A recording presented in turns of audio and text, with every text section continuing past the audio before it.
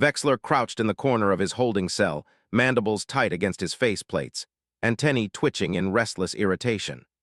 The hum of human machinery pressed at his senses like an unending vibration, crude, noisy, inefficient compared to Arcturan standards, yet somehow effective enough to contain him. 3 full rotations since capture.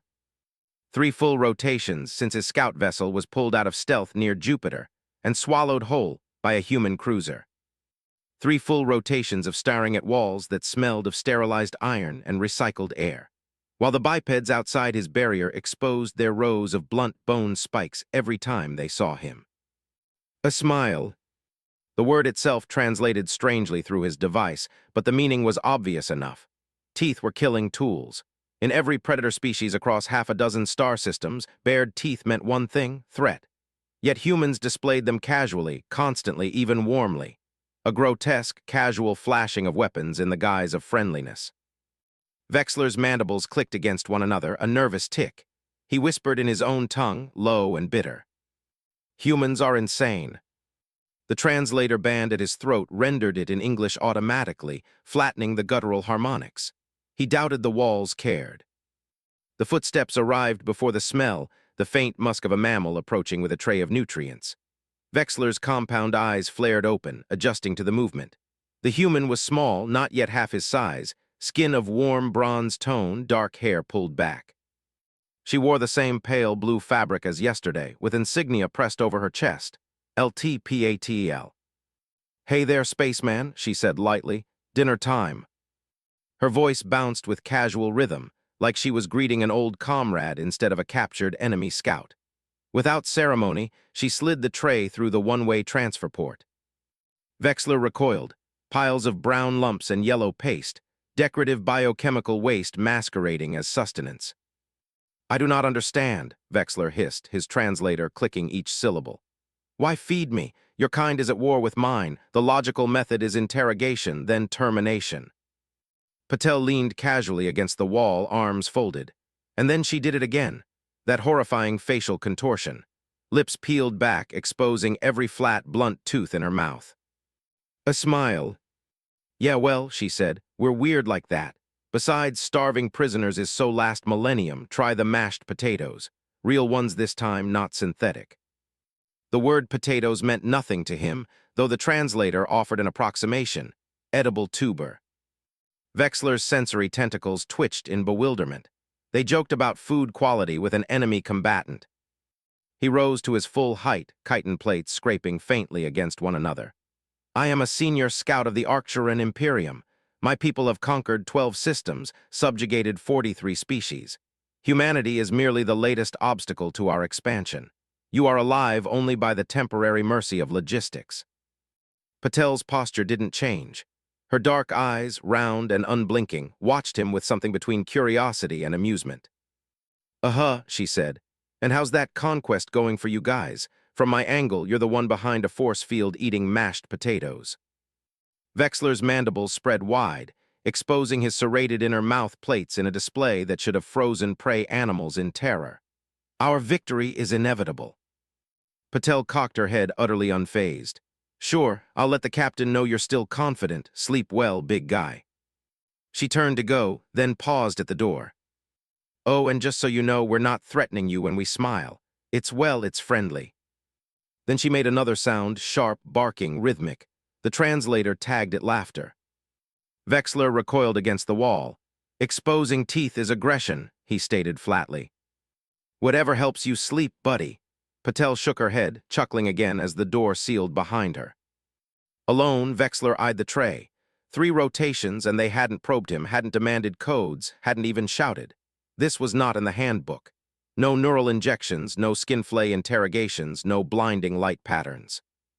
Kindness was worse. Kindness was disorienting. Kindness was manipulation. He extended one sensory limb and poked the yellow paste. Against his better judgment, he tasted it. Not entirely unpleasant. In the command center, Captain Reina Santos rubbed her temples as the detention logs played back. "So our guest thinks smiling is an aggression display?" she asked. Lieutenant Patel nodded, leaning against the console. Based on his reaction, I think he genuinely believes we're threatening him every time we're being friendly. Dr. Akaffer, the ship's xenobiologist, tapped the central holoscreen. Comparative scans bloomed in light. Human faces, Arcturan mandibles, predator jaws from across a dozen worlds.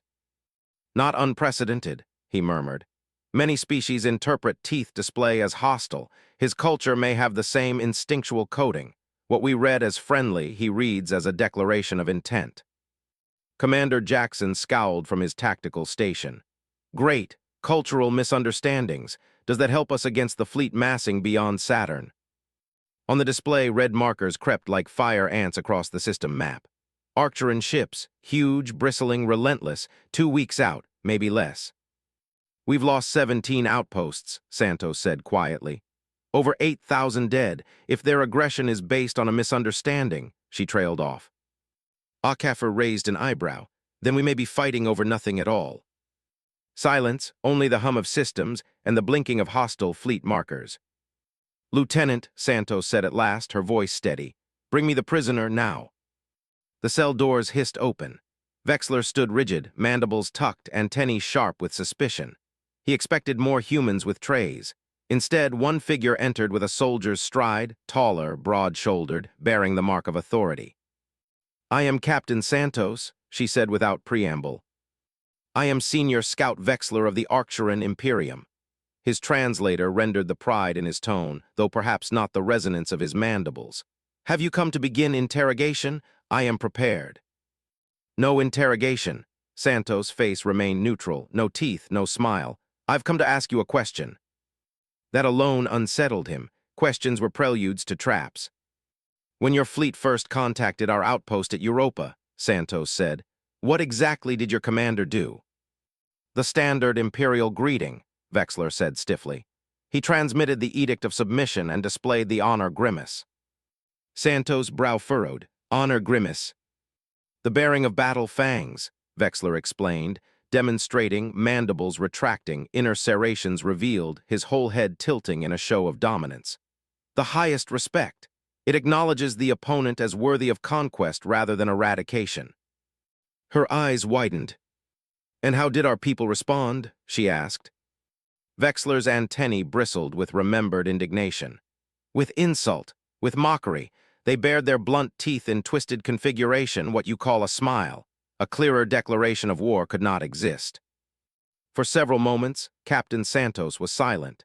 Then she lifted one hand to her face, dragging it down in an oddly human gesture of exasperation. You're telling me, she said slowly, that this entire war started because we smiled at your commander. Vexler straightened. You declared contempt for our most sacred tradition. The Imperium cannot ignore such disrespect. Santos exhaled sharply. Senior Scout in our culture, a smile is friendship, not insult, not aggression. He froze. That cannot be correct. She tapped her wrist device. The air shimmered, and a projection filled the room, humans smiling at offspring, at ceremonies, at shared meals. Vexler's antennae quivered. The translator confirmed the contexts, joy, bonding, welcome, not hostility. His exoskeleton tightened as if trying to crush his chest. Could it be true? Could the war itself be born of this? We've lost lives, Santos said, her voice low, because of a misunderstanding about teeth. Vexler's mandibles clicked, but for the first time since capture, doubt slid like cold water down his carapace. Impossible, he whispered, but the evidence glowed before him, undeniable. Santos' gaze was steady. 2 weeks from now, your fleet reaches Saturn. If we don't clear this up, millions will die. Vexler's limbs twitched, torn between pride and logic. What do you propose? He asked finally. You help us communicate with your fleet, Santos said. Explain the misunderstanding. Stop this war before it burns everything. Vexler stared at her, unable to reconcile the weight of her request. You would trust the word of a captured enemy. Her lips did not move into a smile this time. Her face remained calm, serious. I would trust anyone, she said, who can stop a war that never needed to happen. The silence in the cell thickened, pressing on both of them. Vexler's antennae trembled. Somewhere in the ship, alarms pulsed faintly. Captain Santos stood waiting, her human face unreadable. Vexler finally lowered his mandibles, a gesture of uneasy consideration. "I will consider." But even as he spoke, the tactical alert flared red across the command deck. The Arcturan fleet had accelerated, estimated arrival 10 days. The command deck of the Intrepid pulsed with red warning lights. Tactical readouts scrolled across the main display, acceleration curves, projected intercepts, fuel signatures. The Arcturan fleet was no longer gliding cautiously toward Saturn. They were burning hard. "Estimated time to contact, 10 days, Captain," Commander Jackson barked. His voice cut through the rising murmur of the bridge crew. "They've increased velocity by 30%. Looks like they want to hit us before Fleet Command finishes assembling the defensive line." Captain Santos stood tall in the center of the deck, every muscle taut. The holographic icons representing enemy ships crept closer like a tightening fist. 10 days, not enough time, not with the numbers stacked against them. "We'll be outnumbered 4-1, Jackson added grimly. A silence followed, heavy as the void. Lieutenant Patel broke it. "Captain, we still have the alien." Dozens of eyes turned toward her. The suggestion hung in the air like a volatile charge. Santos folded her arms. "Explain." Patel glanced toward the detention wing. "Vexler believes this whole mess started with a smile. He also believes his commander will at least listen to him if he explains the misunderstanding. If he transmits directly, maybe we can stop this before we're ground into stardust." Jackson slammed a fist against his console. "Absolutely not. We're not giving an enemy combatant access to our comms grid. For all we know, he could send fleet positions, countermeasures, sabotage codes. He could hand us over without firing a shot." Dr. Acaffer spoke up, calm but insistent. "And if he's telling the truth, if this war began over a cultural error, then we're already bleeding lives for nothing. Isn't the risk worth considering?" "All wars start over something," Jackson snapped. "Resources, territory, insults, this one's no different." Santos raised a hand, silencing them both, her dark eyes fixed on the map. The red swarm of ships glowed brighter nearer. "Admiral Wang is expecting my report in 2 hours," she said. "If we propose using Vexler to communicate, he'll need justification." Patel stepped forward, her voice fierce. "With respect, Captain, justification is starring us in the mandibles. If we do nothing, millions die. If we try, we might stop it. What's the alternative? A 30% chance of survival." That number still hung in the air, cold as ice. Later in the conference chamber, the holoprojector flickered to life, casting the stern face of Admiral Wang into the room. Behind him stretched the chaos of Fleet Command, officers shouting, maps updating, the war machine in motion. "Captain Santos," Wang said, wasting no time, "your status." "We've confirmed enemy fleet acceleration. Projected arrival, 10 days, defenses incomplete. We estimate a 30% chance of repelling the offensive." Wang's jaw tightened. "Unacceptable odds, recommendations." Santos exchanged a glance with Patel and Acaffer, then faced the Admiral. "Sir, we have a captured Arcturan scout, senior rank. He's made a discovery regarding their culture that may explain the origins of this war. I propose we allow him to transmit under our supervision." The room on Wang's end went quiet, save for distant chatter. "You want to give an enemy scout access to long-range comms." "Limited access," Santos clarified. "Every word vetted, every signal monitored. But if he can convince his commander that we've been misinterpreting each other's signals, it could prevent escalation." Wang stroked his chin, expression unreadable. "Risky, dangerous. If he embeds codes, we might not catch them. If he lies, we'll look desperate and weak." "With respect," Santos said steadily, "weakness is facing 4-1 odds and hopping we get lucky. This might be our only chance at survival without catastrophic losses."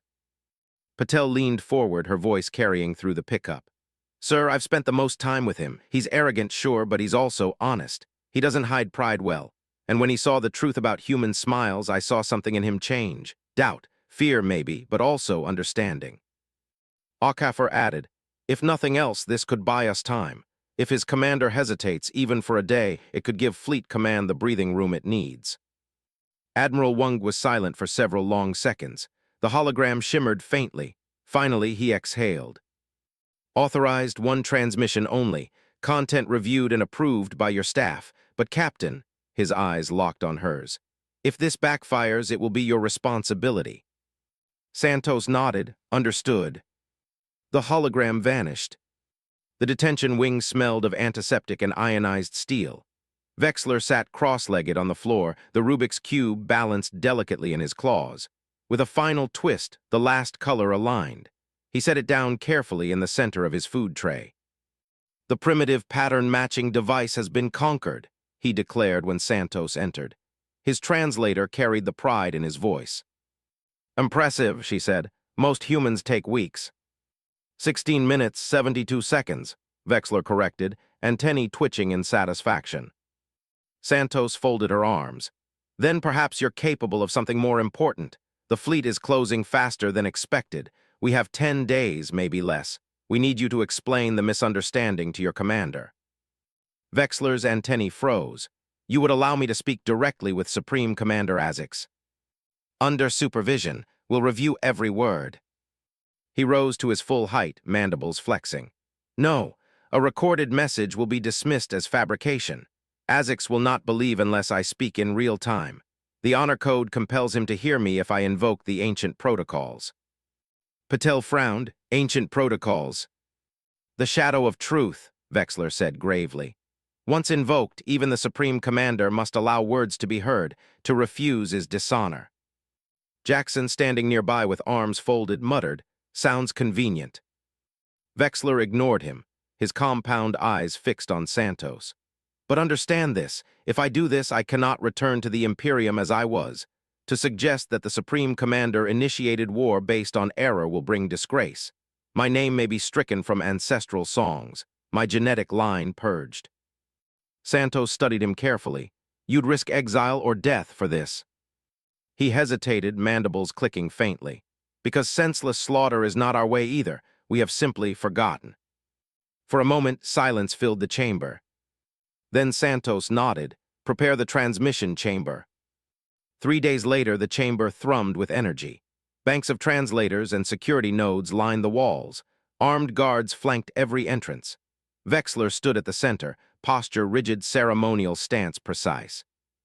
"Transmission ready," Patel reported. Her fingers danced over the console, linking the array to deep space comms. "Flagship Indomitable responding." "On my mark," Santos said. Vexler inhaled deeply, mandibles flexing. "Begin." The holographic field flickered, then sharpened. A towering figure filled the projection, Supreme Commander Azix, clad in ceremonial armor, mandibles edged with battle scars. His presence radiated authority, domination. "Vessel designation, Earth Defense Force Intrepid," Azix's translator boomed. "You hold an Imperium scout. Speak your pitiful words before your destruction." Before Santos could answer, Vexler stepped forward. His limbs performed the intricate motions of the Arcturan formal greeting, mandibles splayed in ritual display. "Supreme Commander," he said, his voice carrying a harmonic resonance that the translator rendered as solemn gravity. "I speak under the shadow of truth." Azix's antennae stiffened. "Senior Scout Vexler," he said slowly, "you dare invoke the ancient protocols."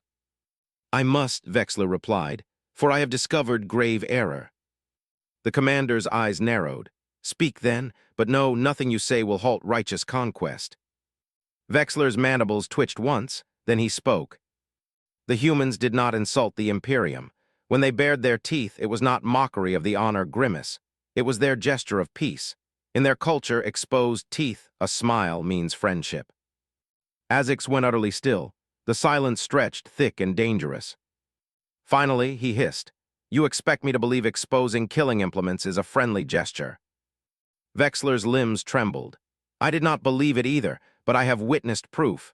Images, records, behaviors consistent across contexts. They expose their teeth not to threaten, but to welcome." Santos stepped forward cautiously, her voice level.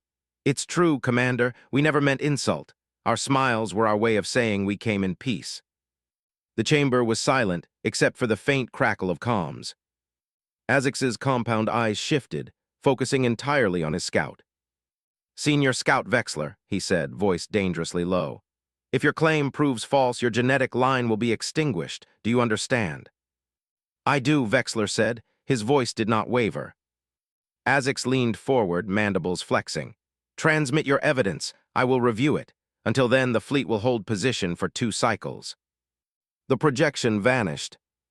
The chamber erupted with noise, guards exhaling, consoles pinging, Jackson muttering curses. Patel grinned at Vexler. Well, that went better than expected.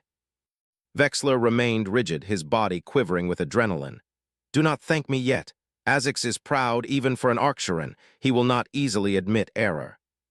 Santos placed a steady hand on the console. Then we pray the truth is stronger than pride. But before anyone could answer, the tactical console blared. Multiple energy spikes detected within the Arcturan fleet. Ships breaking formation. Unknown maneuver. The uneasy hope in the chamber froze. The tension in the Intrepid's command center was suffocating. Every console hummed, every officer hunched forward, eyes glued to readouts. The tactical display showed the Arcturan fleet still in orbit around Saturn's gravity well, but their neat wedge formation was unraveling. Jackson barked updates from the console. Half a dozen ships breaking ranks, energy spikes consistent with internal disputes, or weapons charging, can't tell yet. Santos' jaw tightened. Vexler, what are we looking at? The alien stood rigid, mandibles twitching. It is unusual. The Imperium does not fracture formation without cause. Either the commander has issued an order, or someone's disobeying it, Patel finished. Vexler hesitated, antennae vibrating. There are factions. Not all will accept hesitation once conquest is declared. To delay battle is weakness in their eyes. Jackson cursed. Perfect. So even if their boss believes us, half his fleet might still come charging anyway. Dr. Akaffer adjusted his spectacles, voice calm. This could be an internal struggle of doctrine. If so, it may work in our favor. Division weakens cohesion. Or it triggers a premature attack, Jackson shot back. The lights dimmed slightly as the transmission array rerouted power, sending the cultural database package toward the Indomitable. Thousands of files, images of smiling humans, laughter, ceremonies, children, weddings, funerals. Proof that teeth did not always mean blood. Every second felt like an eternity. In the observation deck, Vexler stared at Saturn's rings through the broad viewport. Ice and dust stretched in brilliant arcs, glowing in reflected sunlight. They reminded him of Arcturia Prime's ceremonial rings, except these were natural, chaotic, unclaimed. Patel joined him, carrying her steaming mug of coffee. The bitter scent made his mandibles twitch. Beautiful, isn't it? She asked. Vexler tilted his head. Your system has certain aesthetic merits, though nothing compares to the auroras of the Cygni's reach. Guess you'll have to show me someday, she said, sipping. Assuming we survive this. He regarded her carefully. Your species maintains optimism in circumstances where rational analysis suggests doom. Why? Patel shrugged. Because if you don't hope, what else do you have? Despair, screw that. We keep fighting, keep hopping, even when odds are garbage. It's kind of our thing. He studied her with multifaceted eyes. Illogical. Yep, she grinned deliberately, baring her teeth. Very human. Once that would have sent a chill through him. Now he found himself almost reassured, almost. 2 cycles later, the comms alert blared. Incoming transmission from the Indomitable, Jackson announced, tension crackling in his voice. All stations ready, Santos ordered. The holographic field flared to life, and Supreme Commander Azix loomed once again, but this time his ceremonial armor gleamed with additional insignia. Diplomatic regalia, not standard combat wear. Patel's eyes widened. That's new. Silence, Vexler hissed. His antennae trembled. Azix's translator rendered his voice into measured English. Captain Santos of Earth Vessel Intrepid, I have reviewed your cultural database extensively. The evidence is compelling. A stunned hush fell across the bridge. Azix continued, mandibles flexing reluctantly. Our xenocultural division confirms that human tooth display is consistently associated with non-aggressive social contexts. Most fascinating. Santos exhaled slowly. Then you accept the truth. Azix's eyes glittered. The High Council must deliberate. I have transmitted your evidence. Until a decision is reached, the fleet will maintain position. Patel mouthed the words silently. He's actually considering it. But Azix's tone sharpened. Do not mistake this for weakness, Captain. If this is deception, the consequences will be severe. His gaze shifted to Vexler. Senior Scout, you will report to the flagship immediately for debriefing. Your fate depends on the veracity of your claims. The transmission cut. Hell no, Jackson snapped, slamming a hand on the console. We're not sending him back. That's suicide. They'll carve him up the second he steps aboard. Vexler stood tall, mandibles rigid. I must return. If I refuse, it will be seen as further proof of manipulation. Only by presenting myself willingly will the evidence carry weight. Santos shook her head. You'll be walking into a death sentence. Perhaps, Vexler admitted, but my honor requires it, and if it prevents this war, then my purpose is fulfilled. Patel crossed her arms. There's gotta be another way. We can keep him here, claim prisoner protection under galactic conventions. Vexler made a sound they had come to recognize as a humorless laugh. And prove to my people that humans are liars who break agreements? No, the Imperium respects only those who honor their word. Santos studied him, her heart pounding. Everything about this screamed trap. Yet she saw no fear in Vexler, only grim acceptance. All right, she said at last. We'll arrange a shuttle, but know this, if they harm you, if they betray this chance, we won't hesitate to fight back. Vexler bowed slightly, the closest he could come to a human nod. Then let us hope it does not come to that. The shuttle bay glowed with activity. Engineers checked seals, guards stood at attention, and Patel argued furiously with anyone who would listen. This is insane, she hissed to Santos. We're just handing him over. He chose this, Santos replied quietly. And if we stop him, we might lose our only chance at peace. Patel shook her head, frustrated, but when Vexler approached with his small container, the solved Rubik's Cube and a crystal of human cultural data, she stopped him with a hand on his chitinous arm. You don't have to do this, she said softly. I do, he replied. His voice carried no hesitation. Patel bit her lip, then forced a grin. Fine, but you'd better come back, spaceman. I still owe you a rematch at cube solving. For the first time, Vexler tried to imitate a smile. His mandibles pulled awkwardly, contorting into a grotesque mimicry of human expression. Was my attempt adequate? He asked. Patel laughed, half-choked by emotion. Ugly as hell, but perfect. The shuttle bay doors opened.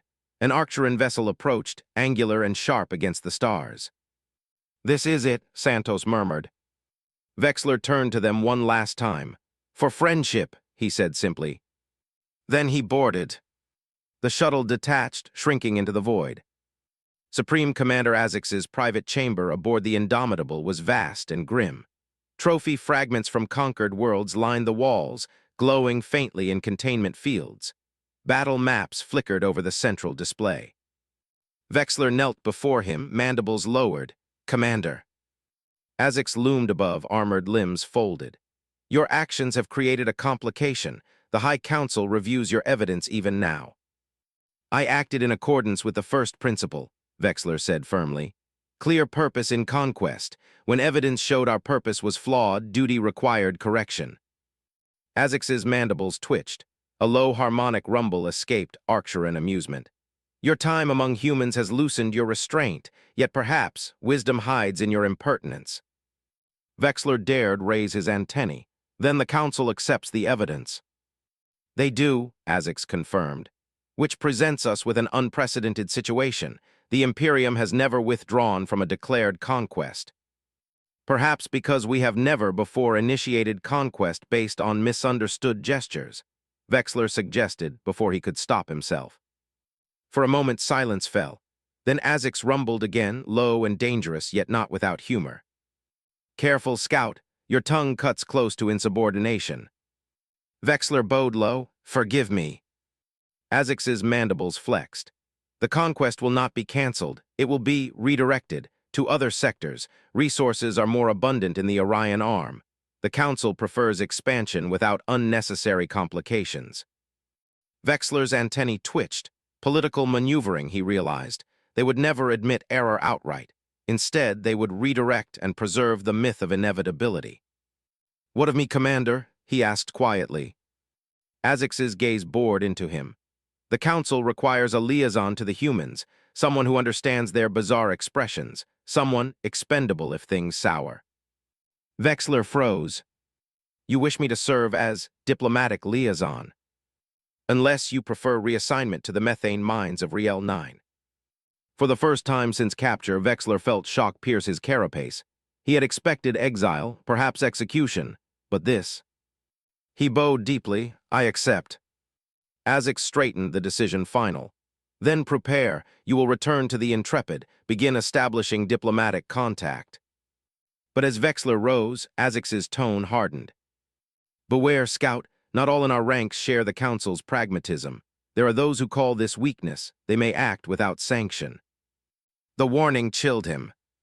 And as Vexler prepared for return, shadows within the fleet stirred, factions unwilling to accept peace, eager to fire despite orders. The Intrepid's crew assembled in the docking bay once again.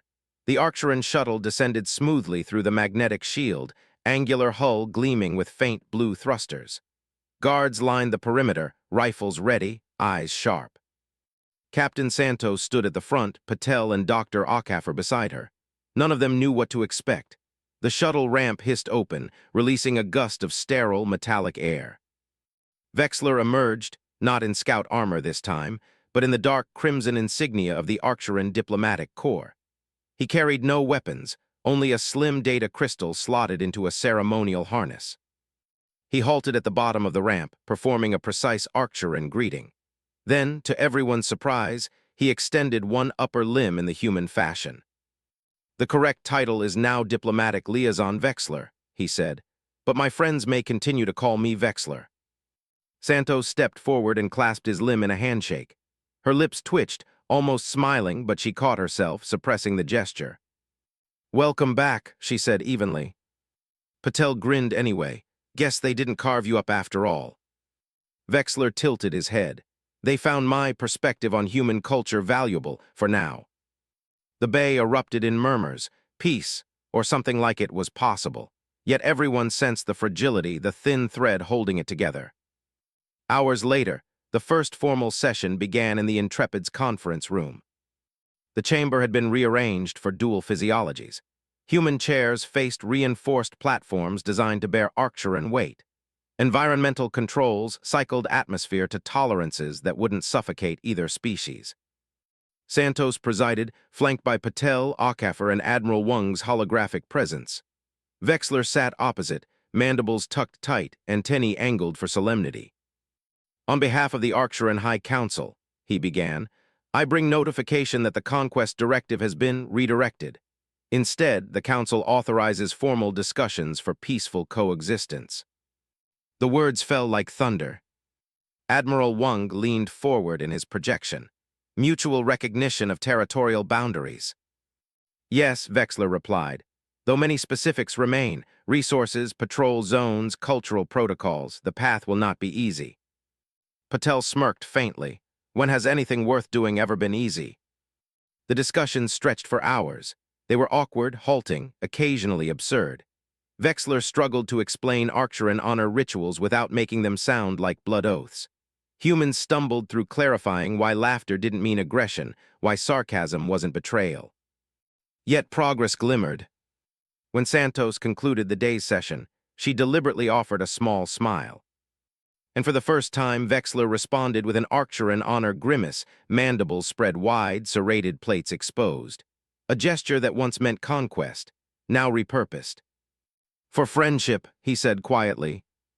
For friendship, Santos replied. But peace rarely blooms without opposition. Deep within the Arcturan fleet, whispers spread among battle-hardened officers. Commander Zekith, a veteran of 7 campaigns, stood in the war chamber of the cruiser Iron Fang. His compound eyes glowed with fury. Dishonor, he spat, mandibles clacking sharply. We delay conquest for what? Human trickery, weakness from the Council. This so-called liaison has polluted our command with lies. Around him, officers nodded, antennae vibrating with anger. Zekith slammed a clawed limb against the tactical map. Our species was forged in conquest. To hesitate is to rot. While Azix toys with diplomats, humans gather strength. Do you not see? They smile with teeth while sharpening blades. One officer hesitated. The protocols forbid action without command sanction. Zekith's mandibles peeled back in a vicious grin. Then we act in shadows. A strike small enough to deny official involvement, yet sharp enough to prove humanity's duplicity. When blood is spilled, Azix will see truth. His compound eyes glimmered with zeal. Prepare the sabotage teams. On the Intrepid, the atmosphere was cautiously hopeful. In the mess hall, Patel slouched across from Vexler, poking at her tray of nutrient bars. "So, liaison," she teased. "What's it like being the bridge between worlds?" Vexler regarded her gravely. "Exhausting. Your culture contains contradictions within contradictions, jokes that are not jokes, smiles that are not threats, rituals without blood." "Yeah, we're complicated like that," she grinned deliberately. Vexler's mandibles twitched, his closest approximation of amusement, and yet, perhaps admirable. Patel raised an eyebrow. Careful sounds like a compliment. Before Vexler could answer, the ship jolted violently. Sirens wailed. Red lights bathed the mess hall. "Impact on Deck 7, a voice shouted over comms.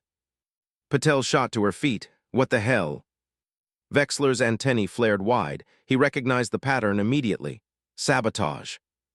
Smoke choked the corridor as Santos sprinted toward the breach site, her heart hammering. Security officers wrestled with sealing bulkheads while flames licked from ruptured conduits. "Report," she barked. "Explosive charge planted near the environmental processors," an engineer coughed, face blackened. "Automatic suppression failing." Aukaffer arrived, dragging a medical kit. "Casualties piling up. We need containment now." Vexler loomed behind them, mandibles tight. His antennae twitched toward a smear along the floor, faint green ichor, not human. "Arcturan," he hissed. "One of my kind has boarded." The words struck like a blade. Patel stared. "Wait, you're saying this was an inside job?" Vexler's mandibles clicked in grim certainty. "A rogue faction. They act without Azix's sanction to prove humanity unworthy." Jackson cursed over the comms. "Captain, if Arcturans are planting bombs on our ship while we're negotiating peace, how the hell do we trust this so-called liaison?" Santos shot him a glare sharp enough to cut steel. "Not now, Commander. First we save this ship." The fire suppression systems buckled under strain. Smoke filled passageways. Crews scrambled with extinguishers, dragging wounded from the flames. Patel coughed, voice raw. "If the processors fail, half the ship suffocates." Vexler stepped forward, antennae twitching furiously as he scanned the systems. His mandibles clicked fast, calculating. "These conduits are rerouted through auxiliary feeds. Cut them here," he pointed with a clawed limb. Santos frowned. "That'll vent pressure into the starboard corridor. We'll lose structural integrity." "Only temporarily," Vexler countered. "Humans will survive with suits. Arcturans would not predict such resilience. It is the only path." She hesitated. Trusting him meant risking her crew, but the fire was spreading fast. Finally, she nodded. "Do it." Vexler lunged forward, tearing through access panels with precision. Sparks flew as his claws sliced conduits. The deck shuddered, pressure howled, and alarms shrieked. Then blessed silence. The flames died as the atmosphere vented into space. Crew staggered, coughing but alive. Systems stabilized one by one. Santos exhaled shakily. "You saved us." Vexler's mandibles twitched. "No, we saved us together." But even as relief spread, another alarm blared, sharp, urgent, different. Patel's eyes widened at the console. Multiple Arcturan ships just broke formation. They're arming weapons. The fragile piece shattered like glass. The tactical display burned red across the Intrepid's bridge. Jackson's voice cracked over the din. 3 Arcturan cruisers breaking rank, weapons hot, energy signatures climbing fast. This isn't a drill. "On screen," Santos ordered. The viewport shimmered to life, magnifying Saturn's rings and the jagged silhouettes of the cruisers accelerating toward them. Their hulls glowed with lethal intent, weapon arrays primed. Aukaffer whispered, "Rogue faction." Vexler's mandibles flexed in grim recognition. "Zekith." Santos snapped her head toward him. "Who?" "A commander of zealots. He sees hesitation as weakness. He will strike now, dishonor Azix, and claim conquest in his own name. If he succeeds, peace will die with us." Patel cursed under her breath. "Guess diplomacy over." The first salvo slammed into the Intrepid. The ship shuddered violently, alarms shrieking. Sparks rained from overhead panels. "Shields at 70%, Jackson yelled. "Hull breach in Section 12, containment holding." Santos gripped the railing, forcing her voice steady. "Return fire. Target their weapons, not their reactors. We're not declaring war on the entire fleet, just holding off rogues." The deck vibrated as human railguns spat tungsten slugs into the void. Blue-white beams cut across space, colliding with Arcturan shields in a flare of energy. One cruiser staggered, its formation faltering, but the others pressed closer. Patel steadied herself at her console. "We can't hold three at once." Vexler stepped forward, mandibles clicking rapidly. "Then strike their cohesion. Arcturans respect only dominance. Damage the lead vessel and the others will hesitate." Santos met his compound eyes. "Trust or perish." "Jackson, concentrate fire on the lead." Railguns thundered. Missiles streaked through the void, detonating against the rogue flagship's hull. Its shields flared, buckled, then flickered. The vessel reeled, momentum faltering. The other two hesitated, just for a heartbeat. It was enough. "Message incoming," Patel shouted. "From the Indomitable, it's Azix." The holographic projector flared, filling the bridge with his towering presence. His mandibles snapped with fury. "Cease fire," he roared through the translator. "This engagement is unsanctioned. Zeketh acts without Imperium authority. All ships stand down." The rogue commander's voice cut across the channel, raw with zeal. "Weakness. The Imperium rots under cowardice. If Azix refuses conquest, then I will claim victory in his place." His ship surged again, ignoring orders. Azix's mandibles flexed in barely controlled rage. "Zeketh, you dishonor us all. Stand down or face annihilation." "Annihilation is better than shame," Zeketh bellowed. The rogue cruisers fired again. The Intrepid convulsed as explosions ripped across her hull. Consoles erupted in sparks, crew flung from their stations. Patel hit the deck hard, blood running down her forehead. "Shields critical," she gasped. Santos grabbed her shoulder, dragging her back up. "Stay with me, Lieutenant." Vexler loomed at the center, antennae trembling. "This ends now. If Azix cannot control his own fleet, all hope is lost." Santos locked eyes with him. "What are you saying?" "Let me speak to Zeketh directly. He respects only strength. I may convince him that his path leads to dishonor greater than retreat." Jackson snapped. "That's insane. He's a fanatic. He'll gut you in front of his bridge crew and call it glory." Vexler spread his mandibles, a display of solemn resolve. "Then he must gut me, but if I fall silent, perhaps he will hear the echo of truth." Santos' chest tightened. Every instinct screamed this was reckless, but what other choice did they have? "Open channel," she said finally. The bridge shimmered. Zeketh's image appeared, taller, scarred, mandibles etched with trophies. His compound eyes blazed with fanatic fire. "Vexler," he hissed, "the traitor, the human pet." "I am no pet," Vexler thundered. His translator carried the harmonic resonance of authority. "I am liaison under the shadow of truth. You dare defy Azix, dishonor our kind with rogue bloodshed." Zeketh's mandibles peeled back. "Azix cowers before mammals who bear their killing tools in jest. He forgets conquest. He forgets strength." "The first principle," Vexler roared, slamming a clawed limb against his chest plates. "Clear purpose in conquest. Tell me, Zeketh, what purpose is there in slaughter born of error? What glory in killing children who smiled in friendship?"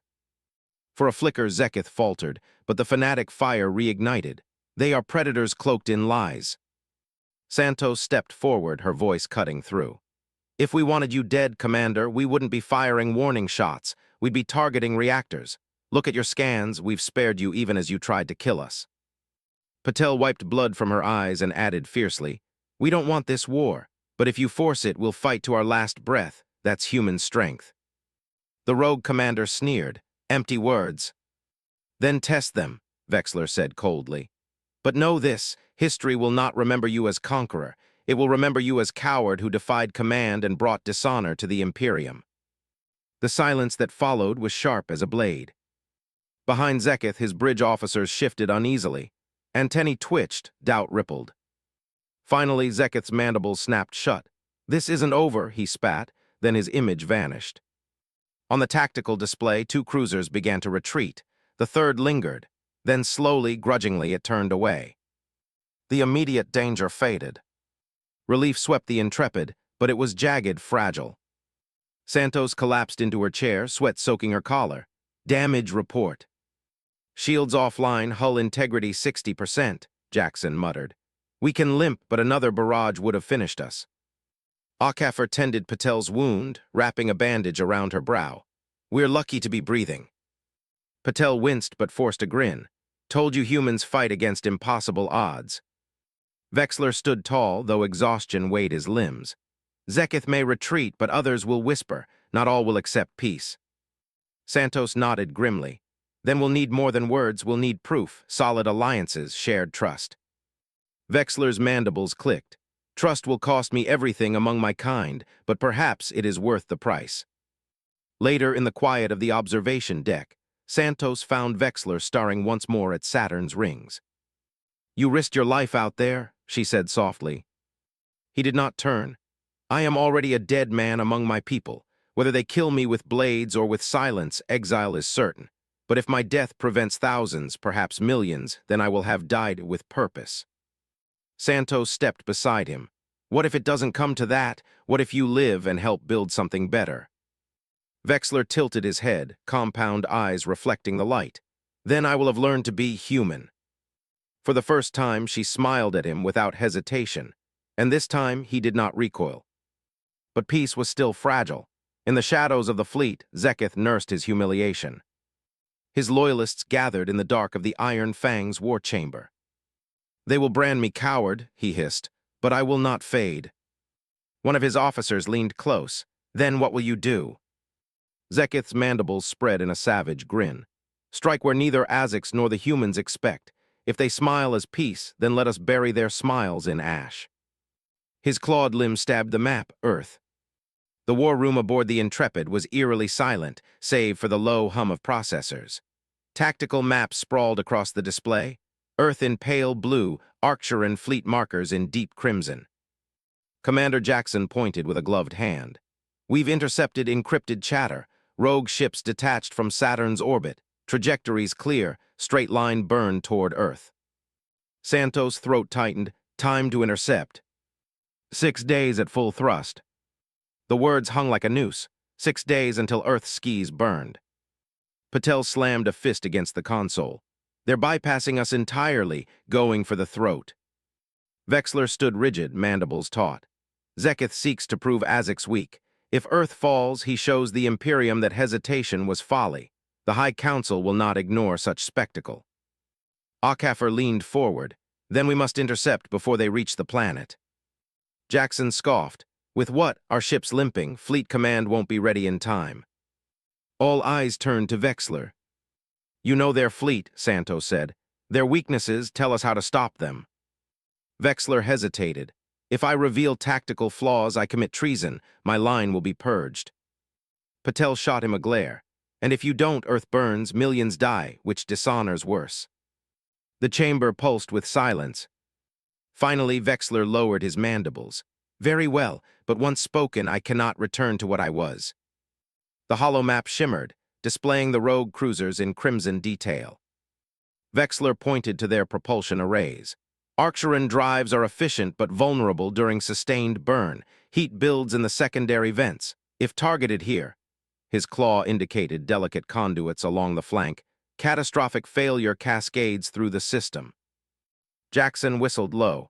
You're telling me we just need to shoot them in the exhaust. Precisely, Vexler replied. But their shielding makes direct strike difficult. You must lure them into overextending, force maximum thrust.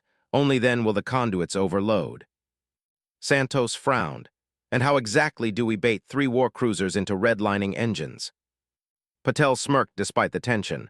By being human, stupidly reckless, make them chase us. Jackson gaped. You want us to taunt 3 cruisers across half the system. Patel shrugged. Worked in flight school with bullies. Vexler tilted his head. It may succeed. Zealots see traps as challenges to conquer. Zeketh will pursue even if it costs him. Santos exhaled. Then it's decided we intercept. The Intrepid limped through the void, scars still fresh along her hull. Patches of armor glowed faintly where repairs barely held. Inside, the crew braced for battle they had no business surviving. In the hangar, Patel strapped into her console, fingers flying over calibrations. Engines jury-rigged. If we push them too hard, we'll shake ourselves apart. But hay adds to the authenticity of the bait. Vexler observed silently, antennae twitching. Finally, he asked, "Why do you risk so much? You are outnumbered, outgunned, yet you do not surrender." Patel smirked. "Because that's not what humans do. We fight for home for each other, even if odds suck." He studied her carefully. "Your species is irrational, and yet—" He trailed off, mandibles flexing in thought. Santos' voice crackled over comms. "All hands to stations, rogue fleet in sight." The void erupted with crimson light. 3 Arcturan cruisers loomed ahead, angular hulls glowing with fury. Their weapons arrays pulsed like angry suns. "This is the Intrepid," Santos transmitted openly. Her voice carried steady defiance.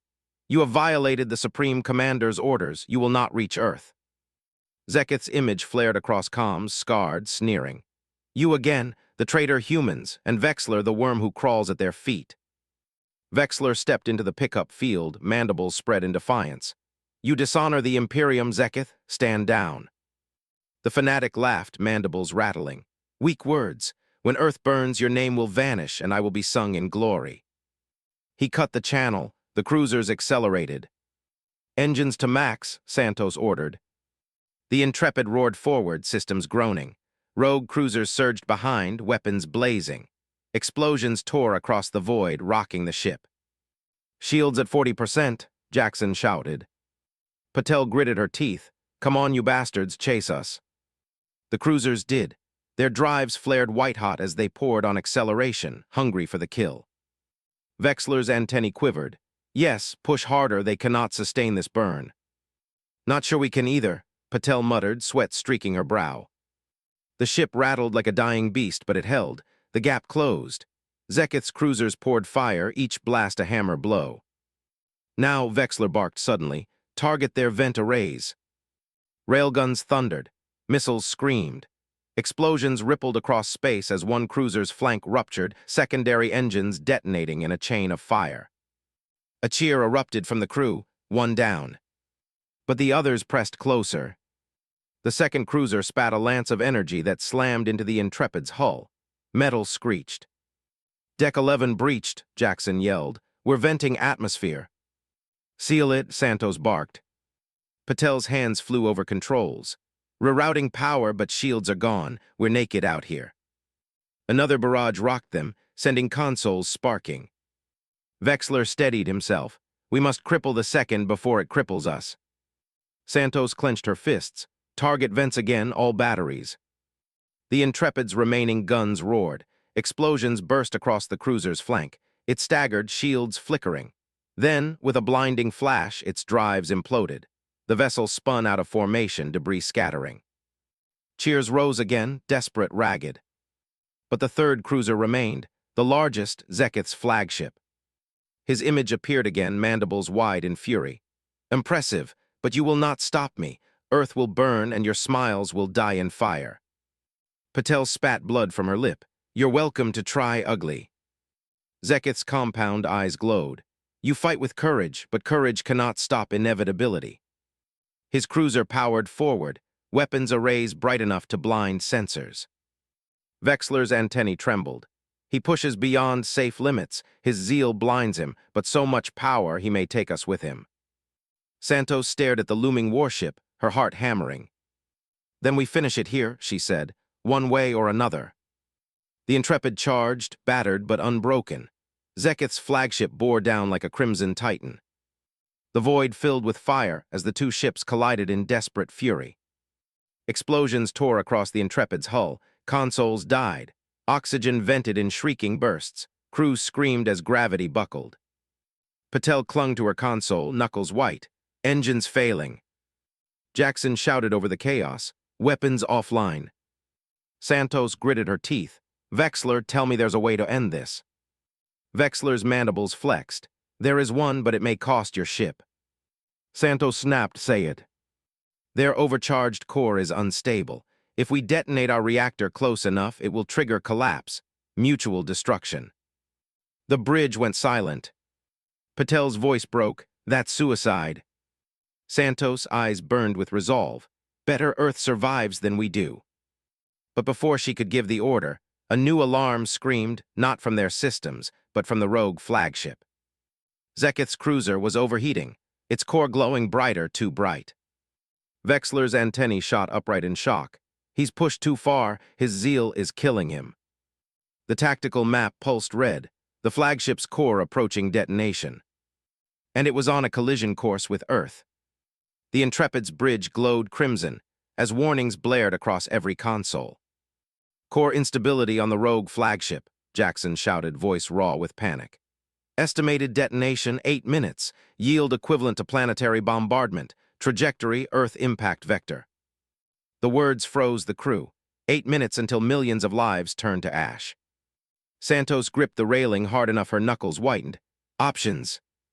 Too late to scramble fleet command, Okafor muttered, pale with shock. They'll never get here in time. Patel's eyes flicked across data streams. We can't shoot it down. Its shields are too volatile, one wrong hit, and we set it off early. Vexler's antennae trembled. We must divert it, alter its trajectory before the core ruptures. Jackson barked a bitter laugh. With what? Our thrusters are barely holding. Vexler's mandibles clicked. Then we ram it. The words hit the bridge like a blade. Santos turned slowly. Explain. If the Intrepid collides with the flagship at vector offset, we can nudge its path just enough to shift detonation away from Earth. It will still explode, but harmlessly in the void. Patel stared at him, blood draining from her face. That'll kill us. Yes, Vexler admitted quietly, but Earth will survive. The silence stretched, suffocating. Crew exchanged terrified glances, some clenched fists, others fought tears. Finally, Santos spoke. Her voice was steady, but her chest ached. There has to be another way. There is not, Vexler said firmly. This is the price. I will pilot if humans cannot. Patel slammed her fist against the console. Like hell, if anyone's flying this ship into that bastard, it's us. Santos snapped, enough. She looked at her crew, battered, bleeding, terrified, but still standing. The kind of humans who smiled in the face of death. Her heart broke at the thought, but duty was clear. Prepare for collision course, she ordered. The bridge came alive with frantic movement. Alarms shrieked. Consoles screamed warnings. Engines screamed as Patel forced them beyond safety. The Intrepid turned, battered hull groaning, and locked on course with the rogue flagship. Jackson's voice cracked. Trajectory set, impact in 4 minutes. The crew went silent. Each person stole one last glance at the planet on the display, Earth, fragile and blue, unaware of the sacrifice about to shield it. Patel leaned back in her chair, exhaling a shaky laugh. Guess this is it, huh? All because of a smile. Santos managed a faint grin. Not a bad reason to die. Vexler stood tall at the center, mandibles spread in solemn pride. If my people remember me as traitor, so be it. But perhaps history will remember that once Arcturan and humans stood together. Then the unexpected. A new signal flared on comms, the Indomitable. Supreme Commander Azix appeared, battle armor gleaming, mandibles flared wide. Hold, he thundered. All ships stand down. Santos barked, we don't have time. Transmit coordinates, Azix snapped. We will assist. Jackson muttered, assist how? They'll never catch up. But Azix's compound eyes burned with command. The Indomitable carries a gravity lance, designed to fracture moons. We will use it to alter the rogue's trajectory, but the human vessel must hold position and anchor the beam. Vexler's antennae quivered. The lance has never been used on unstable cores, the backlash. Silence, Azix roared. You invoked the shadow of truth, Vexler, now you will honor it. Stand with us or Earth dies. There was no time for debate. Transmit alignment data, Santos ordered. The Intrepid locked into position directly beside the rogue flagship, hull trembling as gravitational tides rippled.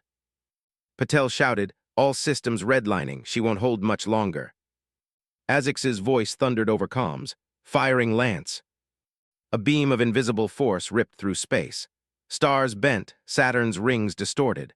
The rogue flagship lurched violently, its unstable core howling with energy. For a moment, the Intrepid felt as though it were being torn apart atom by atom. Metal shrieked, crew screamed. But then the rogue flagship shifted, just slightly enough. Its trajectory veered, moving off Earth's path. "Detonation in 30 seconds, Jackson cried. "Brace," Santos ordered. The void lit up with apocalyptic fire. The rogue flagship exploded in a blinding sphere of light. Shockwaves tore across the void, slamming into the Intrepid. Hull plating buckled, glass shattered, consoles burst in flame. For a heartbeat, it felt as though the ship would be ripped apart. Then silence. The fireball expanded harmlessly into space, fatting against the endless night. Earth remained untouched. The Intrepid drifted, scarred, battered, but alive. On the bridge, stunned silence gave way to ragged cheers.